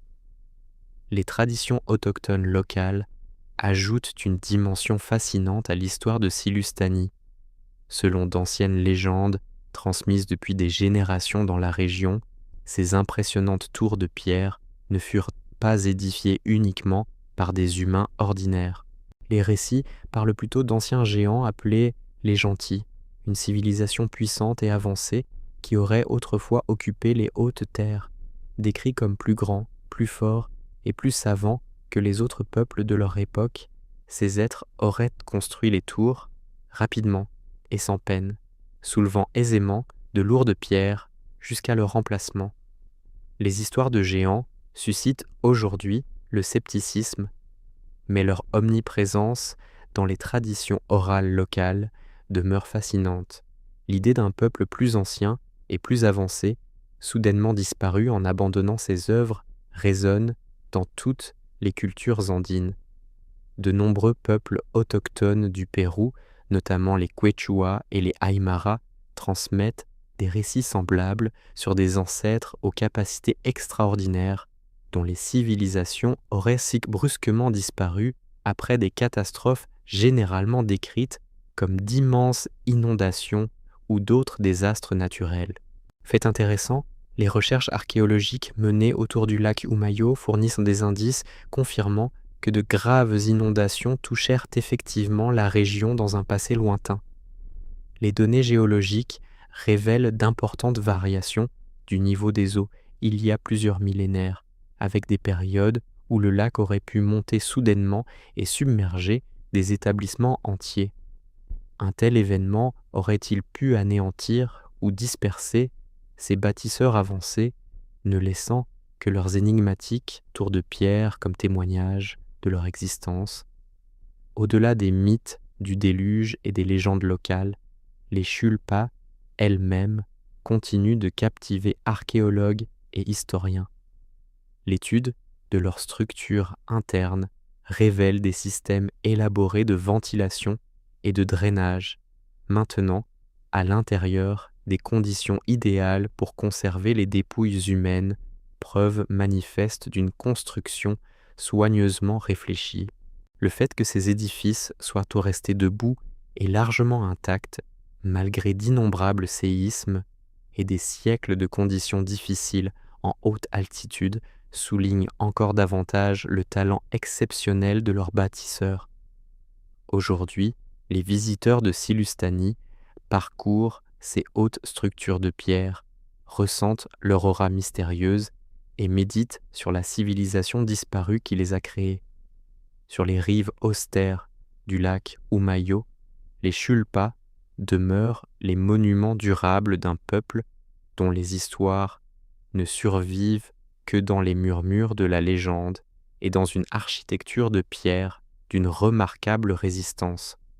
À mesure que l'archéologie moderne explore les secrets de Sillustani, de nouvelles découvertes apporteront peut-être un jour des réponses plus précises sur ces bâtisseurs et leur destin. D'ici là, ces saisissantes tours cylindriques éveillent silencieusement la curiosité, veillant sur le paysage ancien et nous rappelant combien de pages de notre passé attendent encore patiemment d'être découvertes. Nous traversons maintenant l'immense océan Pacifique pour atteindre les paysages luxuriants et anciens de l'est de la Chine. Sous la paisible campagne de la province du Zhejiang, près du village de Longyu, se cache une série d'étonnantes chambres souterraines restées inconnues jusqu'à une époque très récente. Ces immenses salles, aujourd'hui appelées les grottes de Longyu, constituent l'une des plus grandes énigmes archéologiques de Chine, tant par leur échelle que par l'absence totale de documents historiques sur leur création. Elles furent découvertes par hasard en 1992, lorsque des villageois vidèrent ce qu'ils croyaient être des étangs naturels. Quelle ne fut pas leur stupeur en découvrant, au lieu de simples bassins, d'immenses chambres finement creusées juste sous leurs pieds. Depuis cette première découverte, au moins 24 grottes ont été identifiées, toutes méticuleusement excavées dans une roche limoneuse compacte. Aujourd'hui encore, le nombre exact de ces chambres demeure inconnu, car les chercheurs pensent que d'autres attendent peut-être d'être découvertes. Entrer dans les grottes pour la première fois est une expérience saisissante. Chaque salle est immense, certaines aussi vastes qu'une cathédrale, avec de hauts plafonds soutenus par d'énormes piliers, tous directement sculptés dans la roche massive. L'effort nécessaire pour creuser une seule de ces pièces est vertigineux. En réaliser des dizaines suppose un projet coordonné gigantesque, mobilisant pendant des années des centaines, voire des milliers d'ouvriers qualifiés. Les murs et les plafonds portent des motifs précis et volontaires, formés de rainures, parallèles, uniformes, régulièrement espacées et soigneusement exécutées. Ces marques d'outils détaillées témoignent d'un niveau de compétence et d'organisation rarement observé dans les excavations souterraines anciennes. Pourtant, aucune découverte archéologique n'a permis d'expliquer comment ni pourquoi les grottes furent construites. Aucun outil, aucune poterie, aucun objet, pas même des restes humains, n'a été retrouvé pour renseigner clairement sur leur créateur. L'une des caractéristiques les plus fascinantes des grottes de Longyu est leur acoustique. Les visiteurs remarquent souvent la clarté avec laquelle les sons résonnent dans ces salles, produisant des échos parfaits qui se propagent aisément à travers les vastes espaces. Cette précision acoustique suggère que le son jouait peut-être un rôle intentionnel dans la fonction originelle des lieux. Ces grottes auraient-elles servi à des cérémonies ou à des rituels où chants, musique et paroles résonnaient volontairement dans les galeries? Les sculptures artistiques présentes dans l'ensemble du site ajoutent une nouvelle dimension au mystère. Des reliefs détaillés, des symboles et des motifs abstraits ornent plusieurs murs, colonnes et plafonds. Ces gravures ne ressemblent pas aux motifs chinois traditionnels connus sur d'autres sites archéologiques. Elles présentent au contraire des dessins géométriques et abstraits uniques, associant spirales, vagues et formes anguleuses qui pourraient symboliser des concepts ou des récits inconnus des chercheurs modernes. La précision méticuleuse de ces gravures montre qu'elles étaient importantes et non purement décoratives, suggérant un sens symbolique profond, peut-être lié à des croyances spirituelles ou à des valeurs culturelles. L'absence complète de documents historiques concernant les grottes de Longyu rend leur origine encore plus difficile à comprendre. Les historiens de la Chine ancienne tenaient pourtant des archives extrêmement minutieuses, consignant soigneusement les grands projets de construction et les réalisations culturelles majeures. Étonnamment, aucun document, aucune inscription, ni aucun texte chinois connu ne mentionne ces grottes remarquables ou leurs bâtisseurs. Ce silence a suscité une vive curiosité parmi les archéologues, les historiens et les visiteurs, qui se demandent pourquoi un ouvrage aussi impressionnant ne fut jamais consigné. L'échelle et la sophistication des grottes conduisent certains chercheurs à les dater d'une époque bien plus ancienne qu'on ne le pensait. Les estimations géologiques suggèrent qu'elle pourrait avoir environ 2000 ans et remonter aux dynasties Qin ou Han, période de grandes avancées technologiques. Mais ces époques ont elles aussi laissé d'abondantes archives, ce qui pose à nouveau la question. Si les grottes furent creusées durant ces périodes bien documentées, pourquoi l'histoire n'en parle-t-elle jamais? Le folklore local offre quelques pistes fascinantes, mais peu de réponses concrètes. Les récits traditionnels des villageois évoquent vaguement des peuples anciens ou des ancêtres légendaires qui auraient construit de vastes sanctuaires ou refuges souterrains en période de danger. Ces histoires restent toutefois fragmentaires et ne précisent ni l'identité des bâtisseurs, ni la raison exacte de la création des grottes. Un autre aspect curieux des grottes est l'absence totale de suie sur les murs et les plafonds. Si les ouvriers anciens avaient utilisé des torches ou des lampes pour éclairer leur travail, comme on pourrait s'y attendre, des traces de fumée devraient encore être visibles. Or, aucune n'a jamais été découverte, ce qui approfondit le mystère de l'éclairage de ces immenses chambres obscures pendant leur construction. Les bâtisseurs disposaient-ils d'une source de lumière inconnue ou de méthodes particulières leur permettant de sculpter dans l'obscurité? Aujourd'hui, les grottes de Longjiou sont devenues une destination populaire qui fascine des visiteurs venus du monde entier.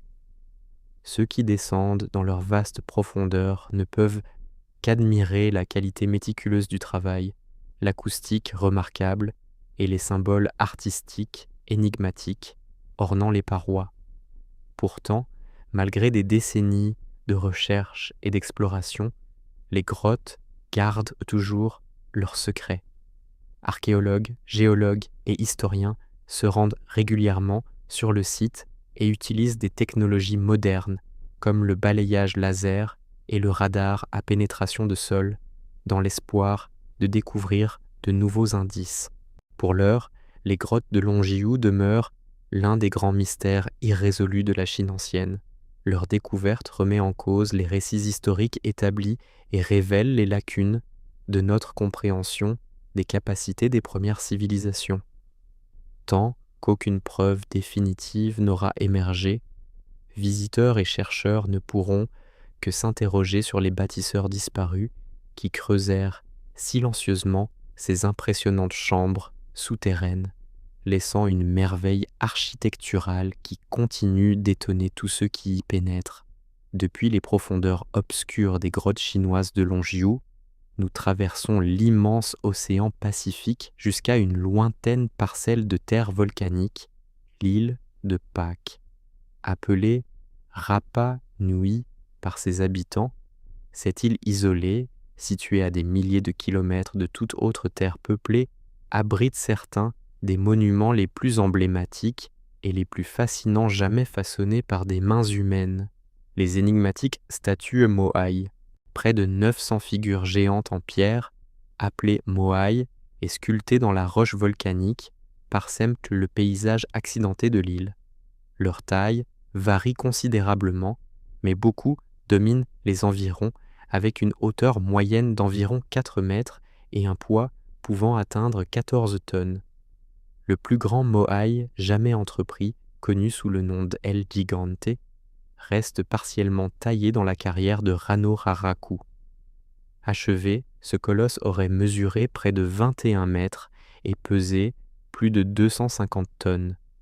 Ce qui frappe immédiatement devant les Moai, c'est la sophistication de leur exécution. Chaque figure fut habilement sculptée dans du tuf volcanique, roche relativement tendre qui exigeait néanmoins des techniques de taille précise.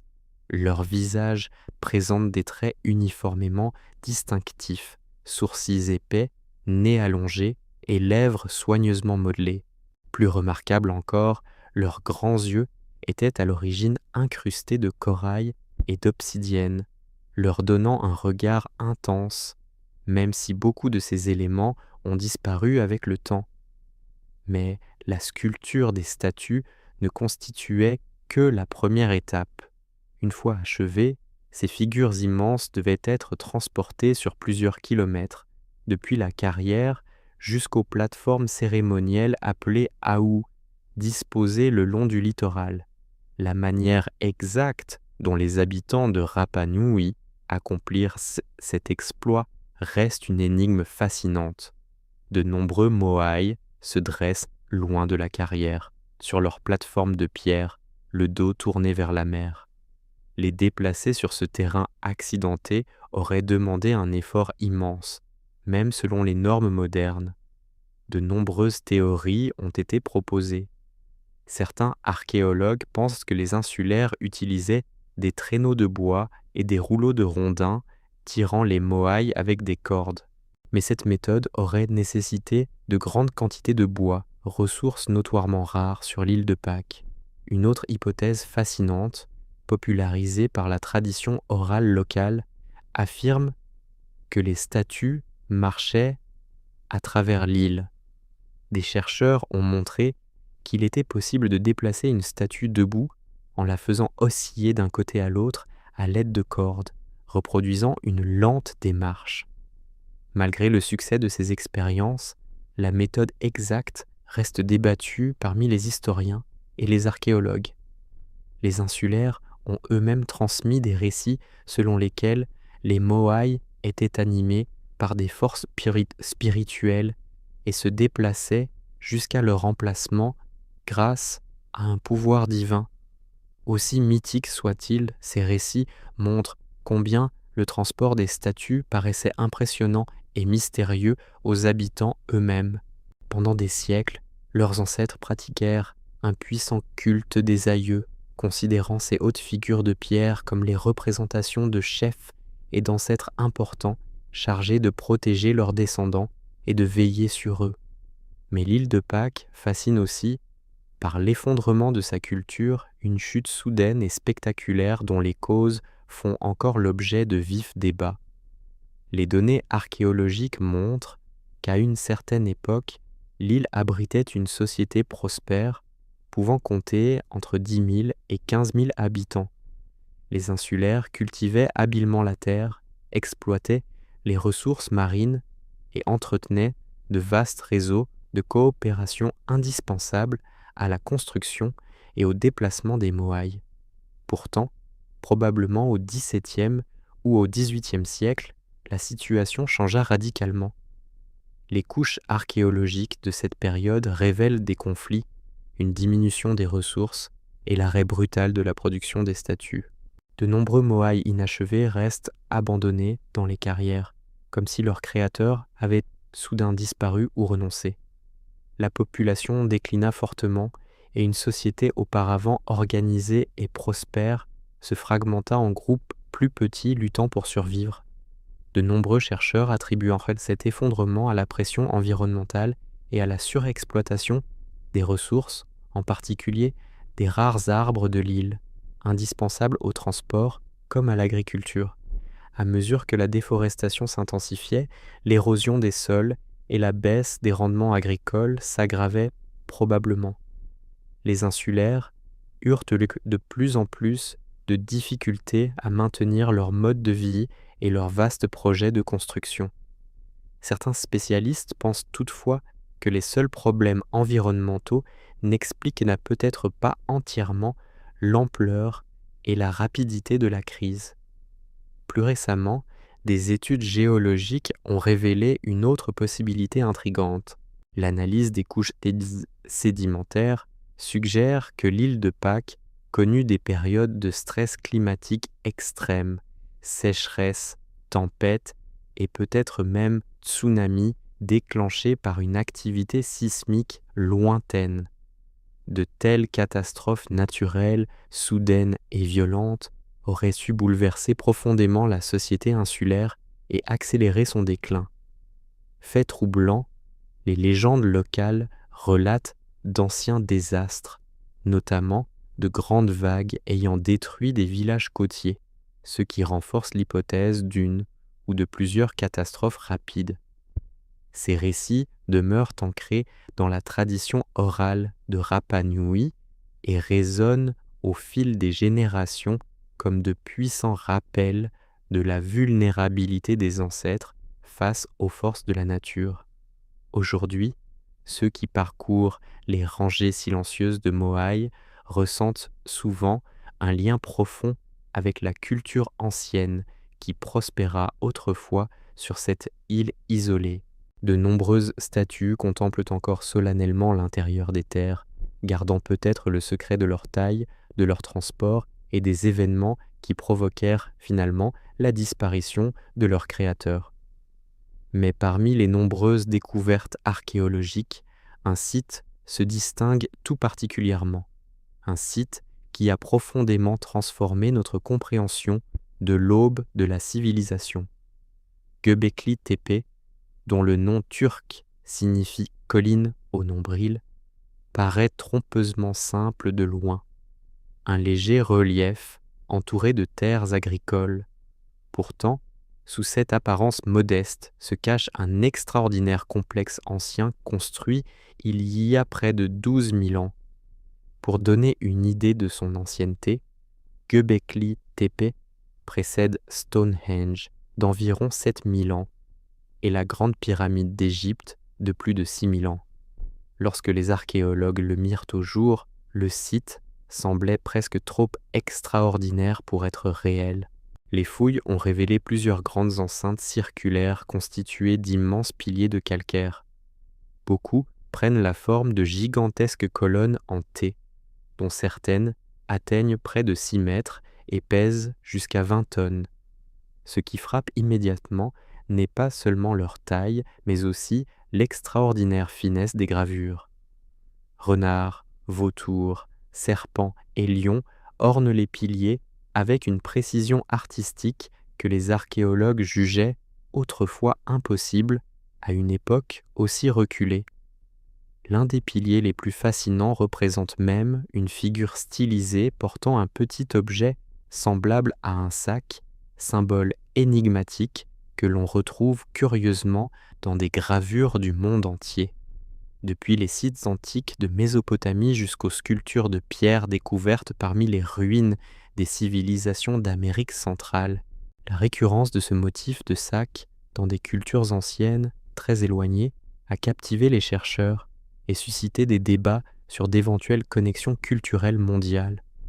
Ces symboles sont-ils de simples coïncidences, ou les peuples de continents différents partageaient-ils des idées et un langage symbolique par l'intermédiaire de réseaux de communication aujourd'hui oubliés? Le mystère s'approfondit lorsque l'on examine les méthodes de construction de Göbekli Tepe. Ces bâtisseurs ne se contentèrent-ils pas de tailler et de transporter d'immenses piliers? Ils les dressèrent dans des structures soigneusement conçues. La création de ces enceintes exigeait une planification complexe et un travail collectif considérable, révélant un niveau d'organisation et de coopération que l'on pensait autrefois impossible chez les communautés de chasseurs-cueilleurs de cette période. En outre, les archéologues n'ont découvert aucun indice montrant que Göbekli Tepe servait d'habitation. On n'y trouve aucune trace d'occupation durable, de foyer de cuisson ou d'outils domestiques ordinaires. Les chercheurs pensent même plutôt qu'il s'agissait d'un centre cérémoniel, peut-être le plus ancien temple connu au monde, où des populations venues de différentes régions se réunissaient périodiquement pour participer à des rites, des célébrations ou des rassemblements communautaires liés au cycle de la nature. Fait fascinant, après des siècles d'utilisation, Göbekli Tepe fut délibérément enseveli sous des couches de terre et de gravats vers 8000 avant notre ère, acte intentionnel qui assura son remarquable état de conservation. La raison de cet enfouissement soigneux demeure inconnue. Certains spécialistes pensent qu'il visait à protéger le site ou à marquer la fin d'une grande époque culturelle. Göbekli Tepe n'est d'ailleurs pas un phénomène isolé. Des découvertes récentes dans la même région de Turquie ont révélé d'autres sites tout aussi fascinants, comme Karahan Tepe et Nevali Shohri, dont l'architecture et les gravures symboliques rappellent celles de Göbekli Tepe. Situé à environ 35 km à l'est, Karahan Tepe possède lui aussi d'impressionnants piliers en T et des enceintes circulaires, ce qui indique fortement que ces sites appartenaient à un mouvement culturel ou à un réseau plus vaste étendu dans toute la région. Nevali Chori, découvert un peu plus tôt mais aujourd'hui submergé à la suite de la construction d'un barrage, a également livré des gravures complexes et de grands piliers très proches du style de Göbekli Tepe. Ces sites apparentés démontrent de manière convaincante que les populations de la région partageaient des pratiques religieuses ou culturelles communes et diffusaient leurs connaissances, leurs idées et leurs symboles sur des distances considérables. La réapparition constante de certaines images symboliques sur des sites très éloignés du monde renforce encore cette idée d'une ancienne connectivité. Le serpent, largement représenté à Göbekli Tepe, revient par exemple dans le symbolisme ancien de toute la planète, depuis le tertre du serpent en Amérique du Nord jusqu'au temple d'Asie du Sud-Est. Les oiseaux, notamment les vautours et les aigles, sculptés dans des styles comparables, apparaissent souvent à Göbekli Tepe, comme dans l'art mésoaméricain et proche-oriental, suggérant des associations symboliques communes avec le ciel ou les mondes spirituels. Ces motifs récurrents ouvrent la fascinante possibilité d'un symbolisme ancien partagé, d'un véritable vocabulaire culturel traversant les continents. Même si les historiens traditionnels jugent improbable un contact direct entre des cultures séparées par d'immenses océans et étendues terrestres, les ressemblances frappantes de leur iconographie restent troublantes. Certains chercheurs pensent que ce symbolisme commun pourrait être né d'expériences semblables, comme l'observation des phénomènes célestes ou naturels, amenant des cultures éloignées à développer indépendamment des images comparables. Les alignements astronomiques précis de Göbekli Tepe ajoutent toutefois une complexité supplémentaire. Les chercheurs ont découvert que certaines structures correspondent étroitement à des constellations particulières, ce qui suggère des observations astronomiques avancées de la part de leurs bâtisseurs. Un tel savoir ne suppose pas une simple contemplation du ciel, mais un suivi attentif et un enregistrement des mouvements célestes sur de longues périodes, renforçant l'idée que ces peuples anciens possédaient une compréhension élaborée du monde naturel. Aujourd'hui, les visiteurs de Göbekli Tepe marchent parmi ces piliers antiques et s'émerveillent devant leur taille, leur qualité d'exécution et leur symbolisme mystérieux. Les fouilles en cours révèlent sans cesse de nouvelles structures et gravures, enrichissant progressivement notre compréhension de ce site fascinant. Mais de nombreuses questions essentielles restent sans réponse. Qui a réellement construit Göbekli Tepe et les sites apparentés de Karahan Tepe et Nevali Chori? Quels rites ou cérémonies se déroulaient dans ces enceintes de pierre, et pourquoi furent-elles finalement abandonnées, puis si soigneusement ensevelies? Les traditions locales de cette région de Turquie offrent quelques indices fascinants. Elles parlent d'ancêtres dotés d'une sagesse et de compétences extraordinaires qui enseignèrent à leurs descendants l'astronomie, l'agriculture et les pratiques spirituelles avant de disparaître mystérieusement, ne laissant derrière eux que des monuments énigmatiques. Bien que mythiques, ces récits font écho à des légendes semblables dans le monde entier, qui évoquent Nianotut, un âge d'or perdu où les connaissances et les savoir-faire avancés étaient répandus. Après avoir exploré les énigmes de Göbekli Tepe et de ses sites apparentés, il apparaît de plus en plus clairement que notre planète conserve d'innombrables histoires de civilisations oubliées. Au terme de ce voyage autour du monde, ponctué d'immenses cercles de pierre, d'alignements astronomiques précis, de gravures sophistiquées et de constructions extraordinaires, une question s'impose naturellement. Ces monuments pourraient-ils témoigner de sociétés avancées, disparues de l'histoire, bouleversées ou détruites par des inondations catastrophiques il y a plusieurs millénaires? Pour mieux comprendre cette idée fascinante, examinons brièvement les transformations géologiques et climatiques qui touchèrent la Terre entre environ 10 000 et 5 000 avant notre ère. Durant cette période, notre planète connut de profonds bouleversements en sortant de la dernière période glaciaire. À mesure que les immenses calottes de glace fondaient et reculaient, le niveau des mers s'éleva rapidement, inondant parfois de vastes régions côtières presque du jour au lendemain. Les recherches scientifiques montrent que le niveau mondial des océans augmenta de plus de 120 mètres, suffisamment pour redessiner les continents, submerger des territoires entiers et transformer durablement les civilisations humaines. Cette hausse rapide et considérable ne fut ni progressive ni discrète. Les chercheurs savent aujourd'hui qu'elle se produisit par une série d'épisodes spectaculaires, provoquant parfois de vastes inondations en quelques générations seulement. Des régions côtières, autrefois densément peuplées, riches en ressources et idéales pour l'agriculture et l'habitat, disparurent sous les eaux montantes, contraignant des populations entières à se réfugier à l'intérieur des terres. Ces brusques inondations pourraient-elles expliquer pourquoi tant de cultures anciennes décrivent, dans leurs mythes et leurs légendes, des catastrophes liées à l'eau?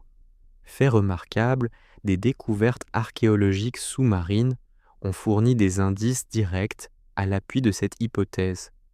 Au large de l'île japonaise de Yonaguni, des plongeurs ont découvert des formations évoquant des structures artificielles, peut-être les vestiges d'un établissement ou d'un site cérémoniel englouti.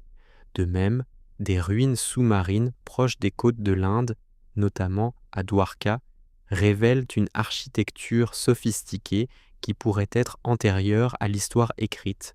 Ces structures soutiennent l'idée que la montée des mers submergea de vastes régions habitées, peut-être occupées par des civilisations avancées dont l'histoire repose désormais sous les vagues. L'existence d'une civilisation ancienne étendue sur plusieurs continents et océans peut sembler radicale, mais les nombreuses ressemblances architecturales et symboliques entre des sites très éloignés méritent d'être examinées. La présence récurrente d'alignements astronomiques complexes, de techniques de construction avancées et de motifs symboliques comme les spirales, les animaux ou les mystérieux objets en forme de sac, depuis Göbekli Tepe jusqu'à l'Amérique centrale ancienne, pourraient signaler des idées culturelles communes issues d'une source unique ou d'échanges largement répandus. Certains chercheurs alternatifs envisagent ainsi l'existence d'une ancienne civilisation mondiale, culture parvenue à un haut degré de développement avant d'être brutalement interrompue ou détruite par des bouleversements environnementaux catastrophiques. Ces théories, souvent popularisées par des auteurs et chercheurs extérieurs au monde universitaire dominant, soutiennent que les survivances de cette civilisation influencèrent des sociétés ultérieures et laissèrent à travers le monde des fragments de savoir, de symbolisme et d'architecture. Bien que l'archéologie traditionnelle reste prudente face à l'hypothèse d'une civilisation mondiale, les découvertes récentes remettent continuellement en question les idées établies. Les progrès de l'archéologie sous-marine, de l'imagerie satellitaire et de l'analyse géologique révèlent peu à peu des sites jusque-là inconnus, souvent submergés sous le niveau actuel des mers ou cachés sous une végétation dense et des couches de sédiments. Chaque découverte renforce la possibilité que de vastes inondations aient profondément affecté les premières sociétés humaines, remodelant leur environnement, provoquant des migrations et modifiant à jamais leur trajectoire historique. En outre, les mythes largement répandus dans des cultures très diverses soutiennent l'idée d'une mémoire collective de déluge catastrophique, de l'épopée de Gilgamesh en Mésopotamie et du récit biblique du déluge de Noé jusqu'aux traditions autochtones d'Australie, de Chine et d'Amérique du Nord. Presque toutes les civilisations anciennes ont conservé le souvenir saisissant d'une catastrophe aquatique. Ces récits décrivent des sociétés entières emportées par les eaux, seuls quelques survivants transmettant des fragments de connaissances, de technologies et de symboles issus de leur culture disparue. Ces légendes dispersées pourraient-elles réellement conserver la trace d'événements historiques?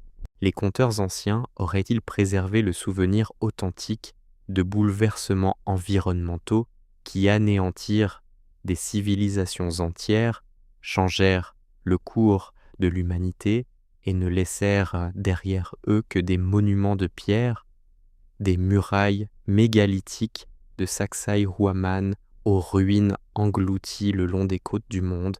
Ces vestiges révèlent en tout cas l'indéniable capacité humaine à créer, à innover et à résister face aux bouleversements de l'environnement. La plus grande valeur des théories sur les civilisations perdues et les déluges mondiaux ne réside peut-être pas dans la volonté de les prouver ou de les réfuter définitivement, mais dans notre capacité à rester ouverts aux découvertes, à remettre en question nos certitudes et à accueillir les mystères encore dissimulés dans notre histoire commune. Notre passé est bien plus complexe, interconnecté et fascinant que nous ne l'avons traditionnellement imaginé. Les récits révélés au cours de ce voyage, à travers les continents et les cultures, nous inviteront à poursuivre l'exploration avec curiosité, tout en nous rappelant tout ce qui demeure encore enfoui sous les océans, les sables, les forêts et le passage du temps. Merci d'avoir regardé cette vidéo. Nous aimerions connaître votre avis. Quel site vous a le plus fasciné? Pensez-vous que des déluges mondiaux ont réellement transformé les civilisations anciennes? Ou une autre explication vous paraît-elle plus convaincante? Dites-le nous dans les commentaires. Et comme toujours, n'oubliez pas d'aimer cette vidéo, de vous abonner et d'activer les notifications pour découvrir d'autres voyages au cœur des plus grands mystères de l'histoire. À la prochaine et, comme toujours, restez curieux.